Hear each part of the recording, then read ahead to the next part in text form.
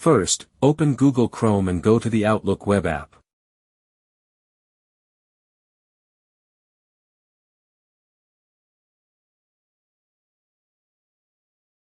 After logging in, click on the three dots at the top of Chrome.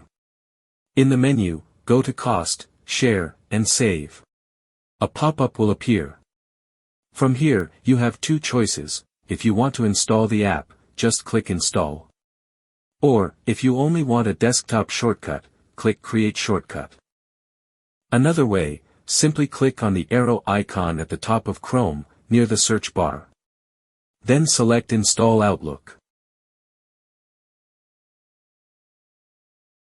Once installed, close all Chrome windows. Now, go to your desktop and open the Outlook app. Done. Enjoy using Outlook. Thanks for watching.